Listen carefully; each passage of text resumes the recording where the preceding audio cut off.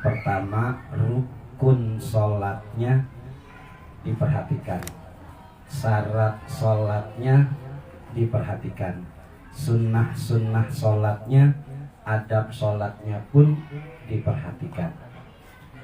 Rukun sholat banyak banget ya, banyak banget. Ada yang masih inget gak rukun sholat? Ada berapa Bang Jucep? Ya banyak ya. Ada 15 ya rukun sholat kurang lebih. Syaratnya ada 2, syarat wajib, syarat sahnya sholat. Syarat wajib sholat ada 5, syarat sahnya sholat ada 11. Sunnah-sunnahnya sholat banyak juga. Nanti akan kita kupas insya Allah kalau emang Allah mengizinkan di kitab takrib atau kitab Fathul Qarib. Fa innaka idza fa'alta dzalika kharajat sholatuka baydaan musfiratan. Kalau kita udah ngelaksanain sholat yang sempurna itu, rukunnya dijaga, syaratnya dijaga, sunnahnya dijaga, maka apa? Kharajat sholatuk, keluarlah sholat kamu, sholat kita ya apa? Baidoan musfirotan, berwarna putih, sholatnya itu berwarna putih dan bercahaya. Bukan kitanya yang bercahaya, tapi sholatnya. Kalau kita udah itu aja. Ya, keterangan. Ya, sholatnya maksudnya. Sholat maksud baidoan ini berwarna putih. Kiasan bahwasannya orang yang benarnya sholat, orang yang sholatnya udah benar, maka aplikasi hidupnya, perbuatannya perbuatan putih.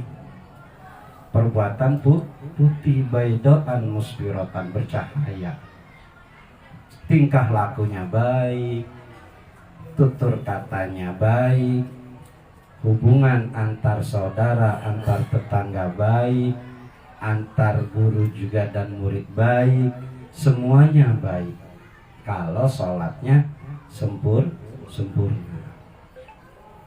Maka kalau kita mau yang seperti itu baidoan musfiroh, itu tadi kita harus jaga rukun, harus dalemin tuh rukunnya.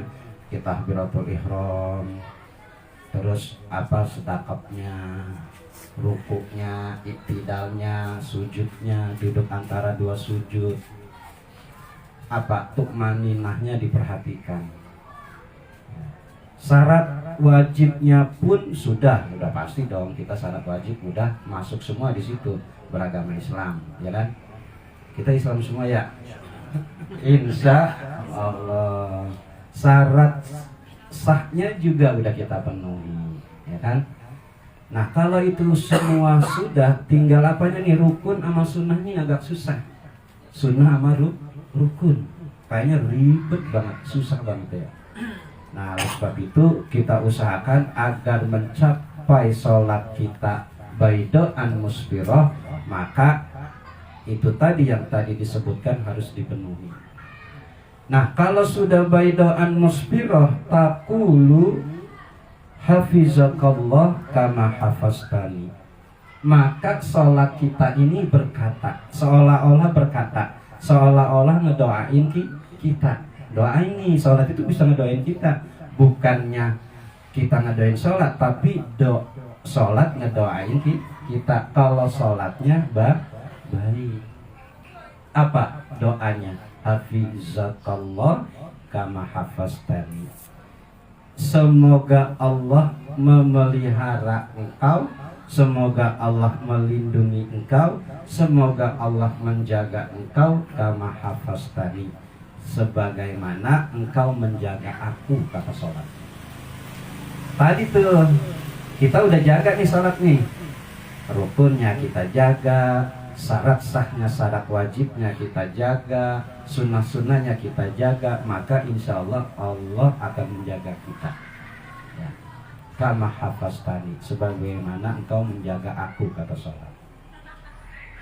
Wa illa kharaja saudaan muslimatan. Nah sebaliknya, kalau kagak, kalau kita belum mampu atau belum bisa, atau bahkan memang malah menurun statistik sholat kita, kualitas sholat kita, maka yang ada apa? Saudaan muslimatan, sholat kita berwarna hitam, hitam gelap.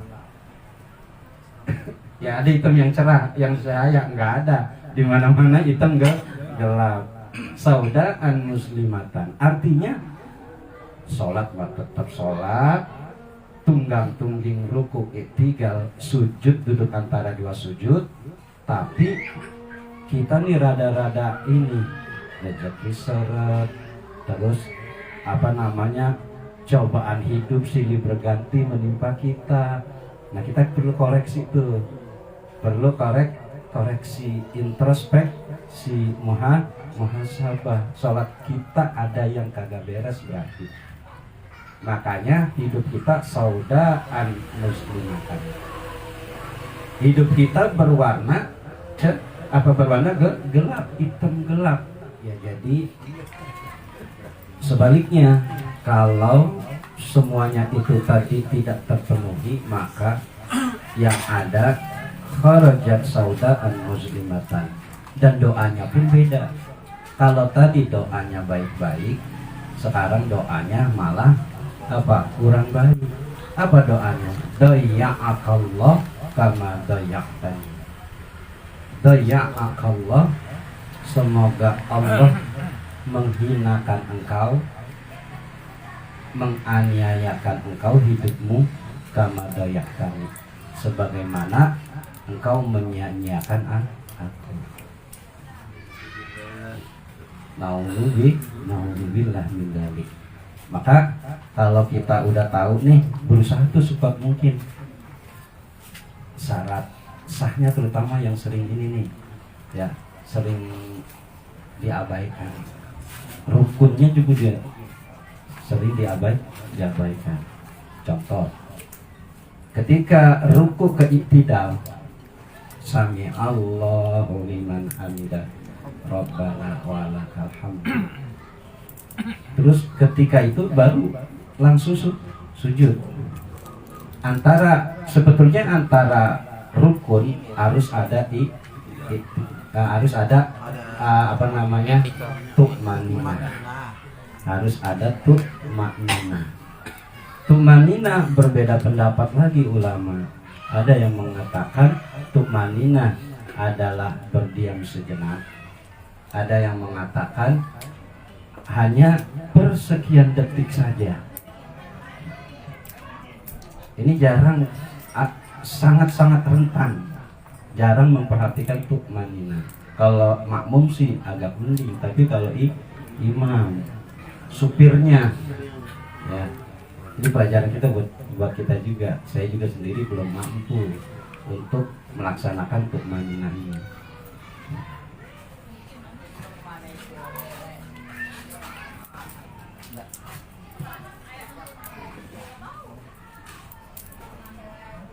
Wa qala alaihi salatu wassalam, laisa lil mar'i min salatihi illa ma aqala minha. Dan sabda Nabi Muhammad sallallahu alaihi wasallam sebagaimana yang disabdakan alaihi salatu wassalam, laisa lil mar'i, dan tidak ada manfaatnya, tidaklah bermanfaat lil mar'i, bagi seseorang, min sholatihi, daripada sholatnya, illa ma'aqala minha, kecuali apa yang ia pahami daripada sholatnya. Artinya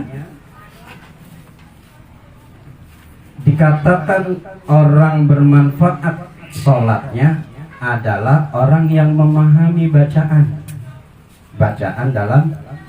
dalam sholat.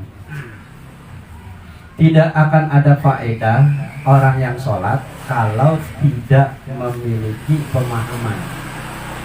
tidak ada pemahaman di dalam sholatnya. Misalkan usolli farda zuhri, aku niat sajahku, aku niat sholat farda zuhri arba'a raka'atin, sholat zuhur 4 rakaat mustaqbilal kiblat, menghadap kiblat, fardu lillahi ta'ala, wajib fardu karena Allah. Sambil mulut ngucap, hati menerjemahkan usolli farda zuhri arba'a raka'atin. Hati ngucap nih, hati nanti ketemu nih hudurul qalbi. Ketika kita ngucap lisan, hati main. Ketika ngucap lisan, hati main. Artinya ikut mengartikan. Kalau nggak bisa gimana? Ya sudah, karena memang udah terlanjur, ya insya Allah ada. Allah maha bijaksana, Allah maha tahu, Allah maha, ya enggak lah, enggak didoyak Allah, enggak dihinakan kita sama Allah, enggak. Iya, artinya ini usaha Imam Al-Haddad bagi orang-orang yang muda, terutama bagi orang-orang yang muda punya kesempatan untuk belajar yang panjang, maka gunakan, manfaatkan waktu sebaik-baiknya. Mas Irsan, Fahri, ya, belajar bahasa Arab yang benar, belajar bahasa Arab yang benar. Coba semudah kan.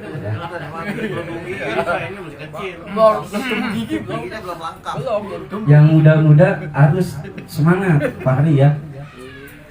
Karena kenapa? Yang menentukan kualitas seseorang dalam sholat adalah ma'aqala minha, illa ma'aqala minha, kecuali dia memahami daripada ia sholat, daripada akan sholat.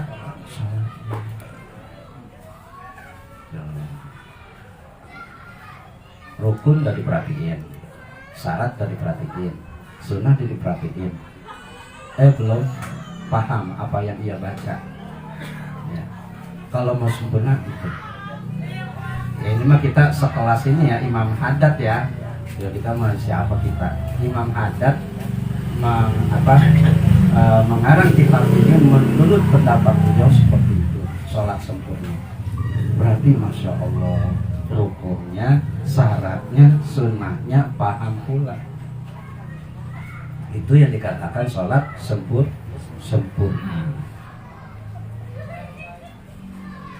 Wa qala al-Hasan al-Basri rahimahullah,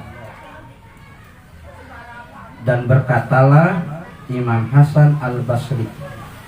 Siapa Imam Hasan al-Basri? Kemarin udah jelasin tuh.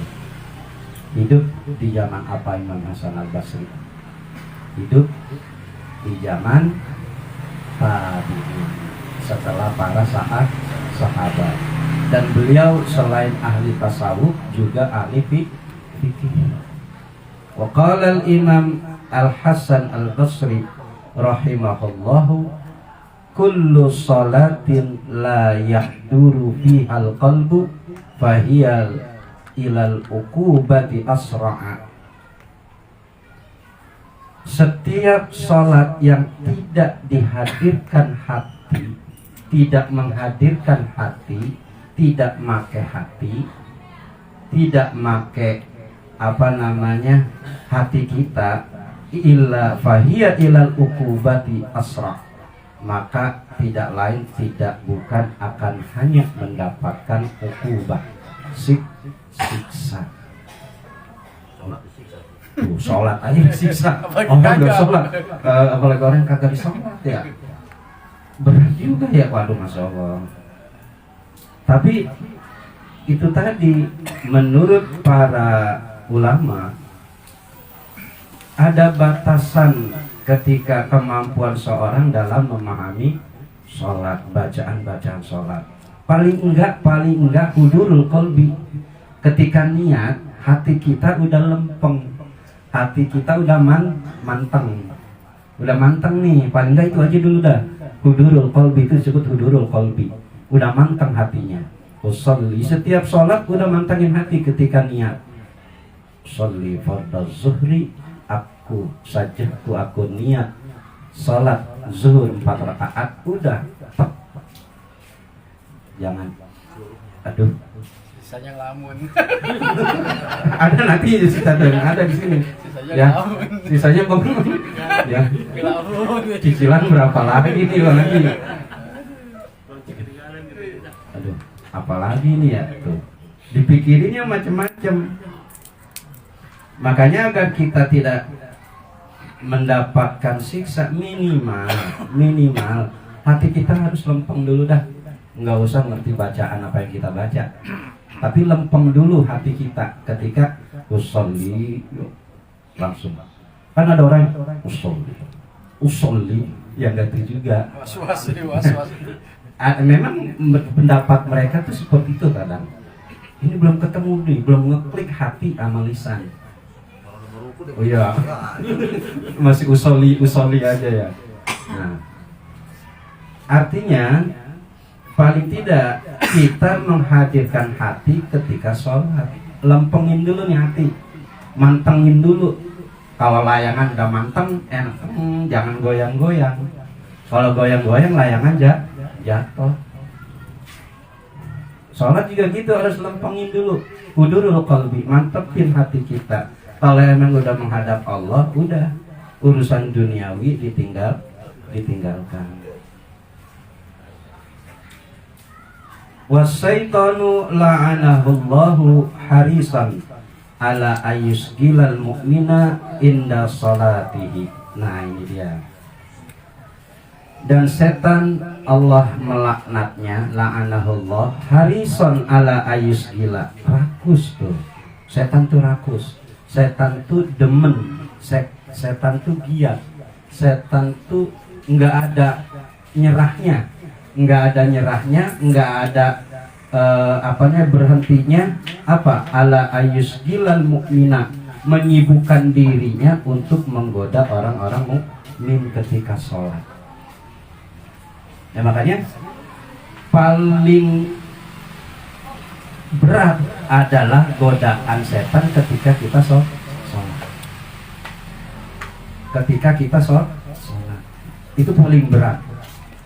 Kenapa? Memang tugas setan ada yang tugasnya hanya menyibukkan diri orang-orang mukmin, ya, menyibukkan diri agar orang mukmin itu was-was, yuwaswis ketika sholatnya.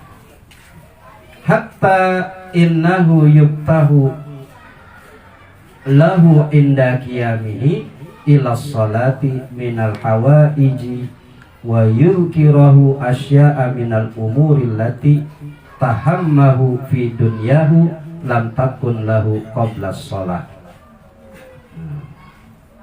Sehingga tadi itu setan tuh, sehingga setan itu nggak akan pernah stop, nggak akan pernah berhenti, nggak akan pernah diem, sehingga kita sampai kita itu apa yuftahu lahu inda qiyami, membuka akan sholatnya ketika berdiri. Tuh.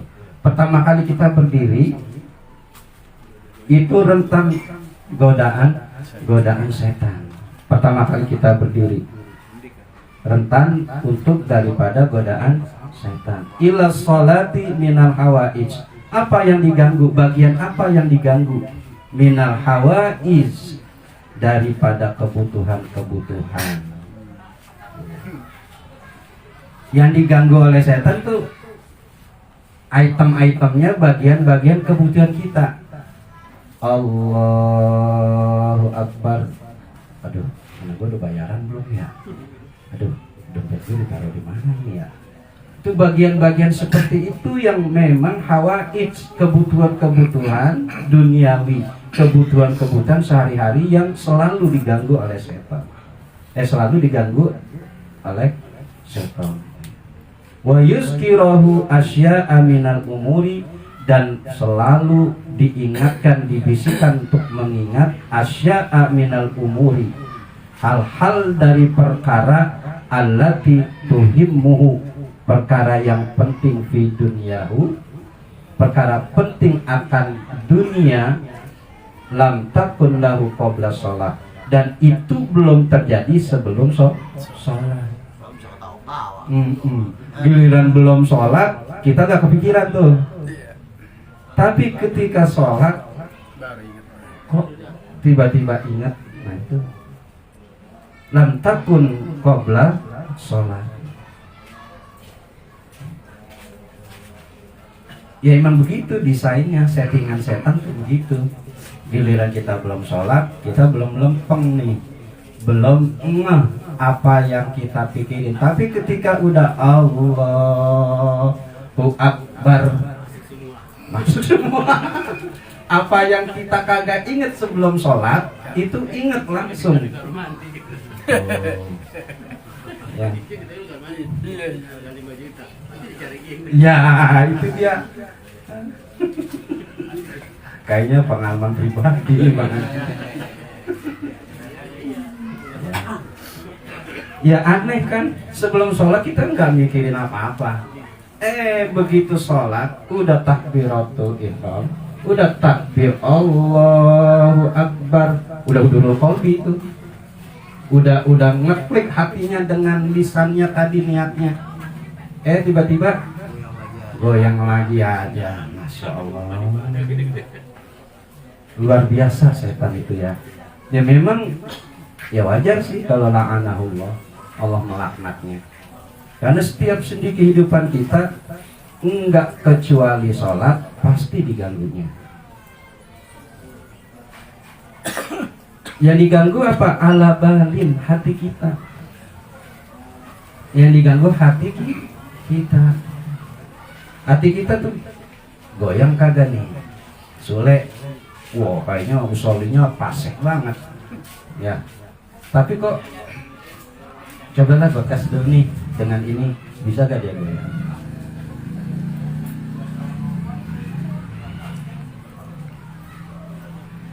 Wa qasdul la'in bidzalika ayyusgilahu fi salatihi anil iqbali 'ala Allah wal huduru ma'ahu fiha.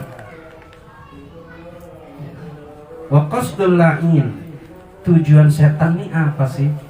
Tujuan setan itu dalam mengganggu manusia ketika sholat apa? Ayyusgilahu fi salatihi, menyibukkannya di dalam sholatnya, dalam sholat orang mukmin, disibukin tuh hatinya. Anil iqbali 'ala Allah, ketika dia berjumpa dengan Allah, menghadap Allah. Biar kagak lempeng dia ngadepin Allahnya, biar kagak khusyuk dia ngadepin Allahnya, sengaja digoyang terus ya. Kalau belum goyang belum mundur. Kalau belum goyang, kita orang mukmin, orang Islam tuh belum stop tuh setan mengganggu kita.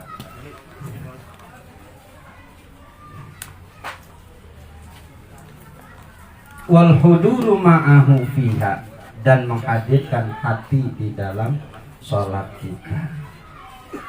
Makanya kalau kita sholat, usahakan 5 menit sebelumnya ya sudah hadir tuh di masjid, di musola. Kan kemarin pertemuan yang lalu sudah dibahas.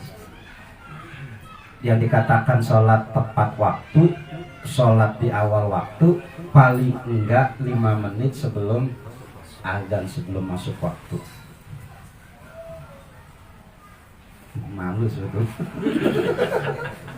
Malu ya, malu sebetulnya. Kerjaan kita semuanya. Kalau Bang Haji Ucap sama Bang Haji Awi maka agak selalu on time, selalu on time. 5 menit sebelum aja udah ada. Dari pagi. Dari pagi namanya. Nah, itu keluar dari pagi tapi mau sholat dia pulang. Ada perlu. Wa idam lam yahsul lahu dzalika fa atahu al-iqbal minallah. Wa idam lam yahsul, kalau setannya kagak nyampe, kagak bisa ya dalam melaksanakan tugasnya mengganggu orang sholat, fa atahu al-iqbal minallah, maka paling enggak fa'atahul iqbal minallah, dia akan datang kepada orang yang sedang menghadap Allah. Pokoknya kalau dikeder ketika niat dia enggak mempan, nah ini nanti nih ketika dia berdiri pada mau sholat, pada mau membaca surah Al-Fatihah, keder bisa kagak nih, digoyang bisa kagak nih. Terus memang setan selalu begitu, nggak akan pernah stop, nggak akan pernah nyerah, nggak akan pernah berhenti mengganggu kita. Warubama kharaja min salatihi ma'zuran, warubama, dan sekiranya keluar daripada sholatnya, maka yang akan dia dapati adalah ma'zuran, dosa. Ya, sekiranya dia berhasil setan ya mengganggu manusia ketika sholat, mengganggu orang yang sholat, mengganggu orang mukmin sholat ya, sampai paling nggak keluar daripada inti sholatnya. Ya kalau udah pikiran bercabang berarti udah keluar daripada sholat. Nah berhasil tuh girang. Ore. Berarti HP setan juga ya? Hah? Berarti HP setan juga ya? Iya. Lagi Allah Akbar begini. Setan lu gitu ngapain? Setan lu. Lain tapi itu setannya bang, setan gepeng. Kharaja min salatihi ma'zuran, maka salat yang seperti itu kalau sudah keluar daripada salat maka ma'zuran, yang akan dia dapat adalah dosa. Itu tadi kita kembali kepada hudurul qalbi. Paling enggak hati kita udah mantengin dulu. Tepis segala sesuatunya, tepis, usahakan tepis. Ya di awal-awal dulu, kencengin di awal-awal dulu. Walaupun di pertengahan rakaat udah kendor. Imam Waladolin lupa amin. Ya.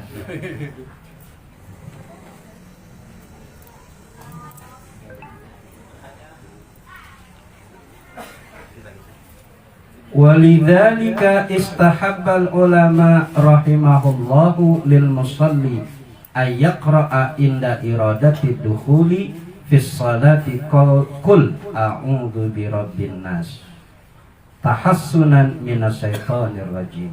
Nah, ini intinya nih. Ini solusi nih dari ulama ya. Solusi dari ulama. Walidzalika istahabbal ulama, oleh sebab itu, maka dari itu istahabbal ulama, para ulama bersepakat membolehkan. Apa yang dibolehkan? Ayyaqra'a inda iradati dukhuli fis shalah, membaca ketika hendak masuk daripada sholat. Apa bacaannya? Apa yang dibaca? Surat An-Nas. Makanya itu kalau imam biasanya imam Jumat, imam salat wajib ya. Bismillahirrahmanirrahim. Itu memang ada. Ya ini ajarannya. Jadi kalau ada imam yang membaca surat An-Nas, ini dia dalilnya. Ya. Ya. Jadi memang kesepakatan ulama solusinya untuk mengusir setan, membentengi daripada godaan setan, maka membaca surat An-Nas. Ditambah lagi Rabbi inni a'udzubika min hamazatis syayatin wa a'udzubika min ayyadurun.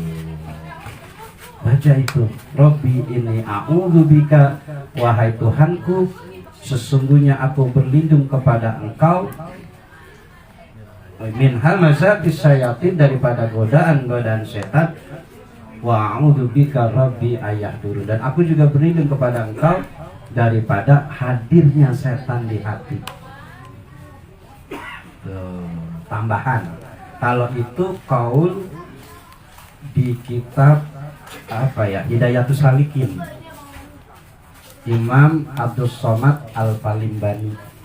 Nah itu menambahkan di kitab Hidayatus Salikin, Rabbi inni a'udzubika, baca itu setelah surah An-Nas, tahassunan minas syaitonir rajim, sebagai benteng atau untuk membentengi diri daripada setan yang terkutuk. Wallahu a'lam bishawab. Wallahu a'lam bimuradi. Ada yang mau bertanya? Ya, ada yang mau bertanya silakan. Pakai kacamata kan nggak kelihatan. Jelek lagi ya. Nah, dipakai ini tapi kalau nggak dipakai ini Ini di dalam musoli ya. Misalnya kita Allah Akbar, jago dunia apa? Jago Sholat. sholat, doa. Tiba-tiba tuh ingat. Terus kita terusin aja gitu bagaimana? ya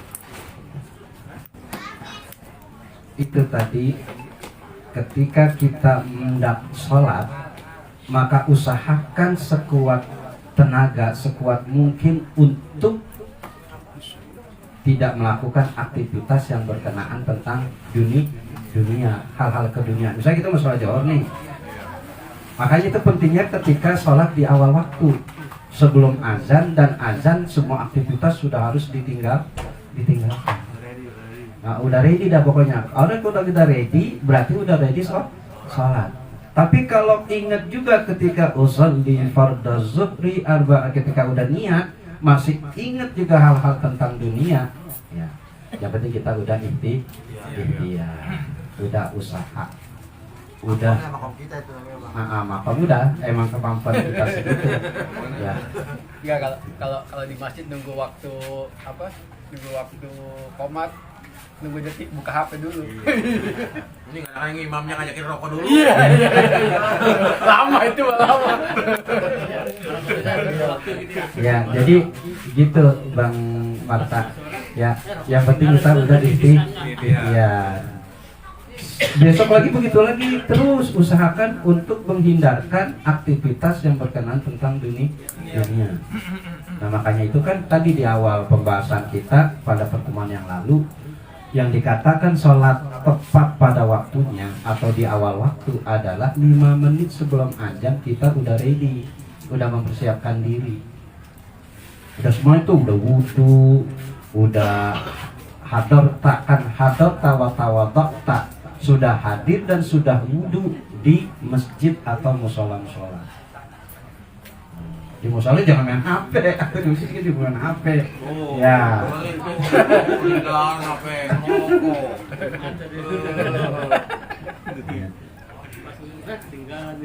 Ya, silakan. Kalau konteks tadi apa 5 menit sebelum sholat ya kita harus ke masjid ya sebelum makan ya sebelum makan. ya Nah, kalau nggak salah dulu di Muslim juga dikatakan hidupkanlah rumahmu dengan cara sholat sunnah. Jadi antaranya sholat sunnah qobliyah itu bisa kayak bukan Rasulullah juga sholat sunnah qobliyah subuh Ya. katanya Di rumah dilakukan di dulu. rumah. Nah, itu konteksnya gimana? Dengan tadi apa? Dengan 5 menit. Sebelum waktu sholat kita sudah di masjid atau Oke. Untuk yang memang kebiasaannya sholat qobliyah subuh di rumah, ya. Untuk sholat subuh di rumah memang ada riwayatnya, karena Nabi Muhammad pernah melakukan itu. Nah, bagaimana dengan hubungannya dengan 5 menit yang sebelum azan? Ya, ketika kita sudah hadir 5 menit sebelum azan di masjid atau di musola, maka sholat qobliyahnya ya di rumah aja, di masjid aja atau musola. Ini bagi orang yang sholat qobliyah subuh di rumah. Gitu. Jadi nggak terkena konteks itu karena emang kebiasaan, karena dua-duanya benar. Boleh dipilih sholat qobliyah subuh di rumah, boleh di masjid atau musola. Tapi jumhurul ulama sepakat itu kan kenapa? Sababul nurutnya Rasulullah sholat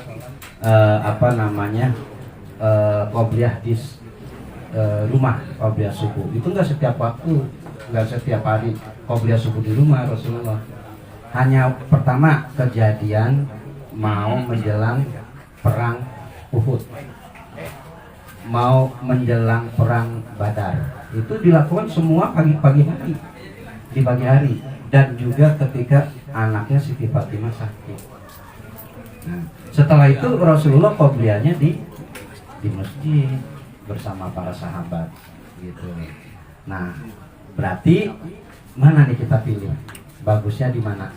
Bagusnya di masjid atau di musola? Kondisinya juga, kalau masjidnya jauh mah repot. Iya. Musola. Rasulullah kan masjidnya cuma sebelah. Iya, musola dekat tapi bang. Musola dekat. Ya nggak boleh jauh-jauh deket yang masjid. Jauh, Ya, kalau jauh kayak gue nih. Kalau di Arab ada masalah kan ya. Iya. Ya, intinya begitu kan. Jadi ada lagi silakan. Kalau itu nanyain kunci. Ya. Kadang-kadang memang hati ini yang bikin Was-was. kita was-was dulu nih gitu. Iya. Ya dalam niat memang kita pertama udah takbiratul ihram udah kita sholat sholat. Tapi setelah itu kadang-kadang ada aja yang di ingat Itu kan karena makom kita udah. Ya, iya. Kalau ada yang berpendapat berarti awal ternyata dengan Allah kan gitu ya.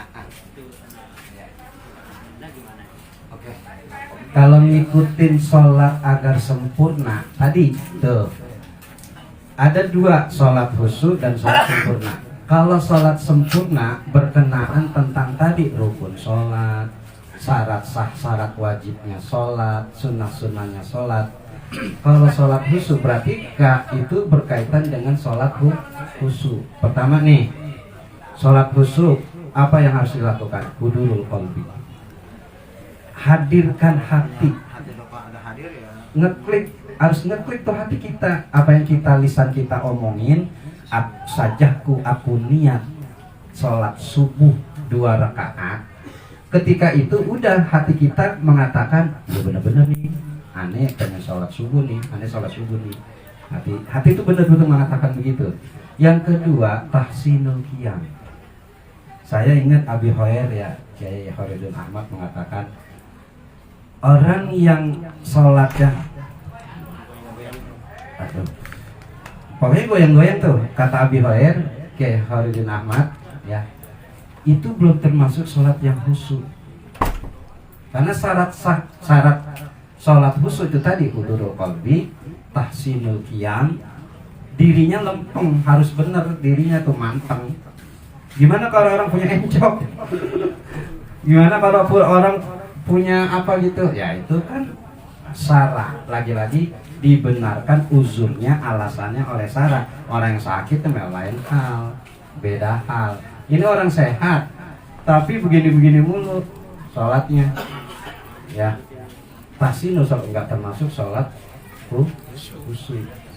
Yang ketiga apa termasuk sholat khusyuk? Tartibul qiraah. Apa tartibul qiraah? Rapihnya bacaan, tajwidnya, makharijul hurufnya. Dan yang terakhir adalah apa tuh? Yang terakhir tadabbur. Merenungi apa yang dibaca. Kalau merenungi apa yang dibaca berarti paham dong. Paham nggak? Ya gimana dia mau merenungi kalau dia nggak paham? Berarti kalau untuk memahami apa yang kita baca dalam sholat, berarti apa ilmunya yang harus kita kuasai? Bahasa Arab. Belajar bahasa Arab. Bagi yang muda-muda nih, ya Bandan, ya belajar bahasa Arab, Bandan, ya. Terus juga semuanya yang muda-muda dari sekarang belajar bahasa Arab. Bahasa Arab itu akna illughah, bahasa yang paling kaya, bahasa yang paling sah, bahasa yang paling sah, karena memang berkaitan dengan ibadah-ibadah kita. Itu yang menyebabkan kita kenapa perbedaan pendapat terlalu tajam. Kenapa? Karena tidak memahami bahasa Arab dengan benar. Makanya pentingnya ilmu alat, nahu sorof, itu. Yang udah tua-tua mah, yang mohon maaf ya, abang-abang cangcing, yang apa-apa udah makom kita udah begitu, ya. Tapi yang muda-muda nih, yang masih banyak kesempatan, jangan males belajar. Jangan males. Selama kita masih ada kesempatan ngaji, cari guru ngaji khusus bahasa Arab. Saya selalu mendengar-dengungkan di bahasa Arab. Di kita banyak guru fikih, di kita banyak guru tafsir, di kita banyak guru hadis, di kita banyak guru tauhid, tapi guru bahasa Arab. Padahal bahasa Arab itu penopang paling utama dalam memahami semua kitab. Ya kalau nggak bisa bahasa Arab, ya gimana kita mau memahami? Kalau nggak memahami, bagaimana kita merenungi? Begitu, logikanya begitu. Nah terus lantas yang nggak paham gimana dong? Ya itu udah makom kita. Untuk orang tua, para orang tua, yang penting ada tekad untuk ibadah. Jangan pernah males itu. Yang udah terlanjur. Tapi yang masih muda, Pak Ari, semua nih, ayo belajar, datangi guru-guru bahasa Arab. Kan ada zahaba Muhammadun ilal madrasah. Muhammad pergi ke madrasah. Kalau di i'rab zahaba fi'il madi, Muhammadun apa? Fa'il, ila harfu jar ayakuna majruron. Gitu kan, itu kan belajar ilmu nahwu dan sorof. Kenapa ilal madrasati? Kenapa bukan ilal madrasata atau ilal madrasatu? Kenapa harus ti? Karena ada ilah harfu jar. Kalau harfu jar di mana-mana ayakuna majruron, maka kasroh di belakangnya. Itu rumus kayak matematik, 1 tambah 1 2. Ada 11, 1 tambah 1 1 tambah 1 2. Sama bahasa Arab juga, kalau udah ketemu huruf jar, maka kasroh belakangnya. Kalau huruf nasab mansub, maka fathah belakangnya. Harokatnya. Ya. Kalau rofa marfu, maka domah belakangnya. Itu rumus. Nah, makanya yang muda-muda, yuk belajar bahasa Arab dengan baik dan benar agar bisa memahami kitab dengan benar.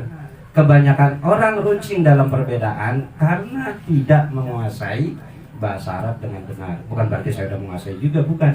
Saya hanya mengusulkan di wadas, di mana datangi guru bahasa Arab. Bahasa Arab. Karena kenapa? Penopang utama dalam memahami tafsir, penopang utama dalam memahami hadis, penopang utama dalam memahami fikih. Ya, kurang lebih mohon maaf. Hadanallahu wa iyyakum ajmain. Wassalamualaikum warahmatullahi wabarakatuh.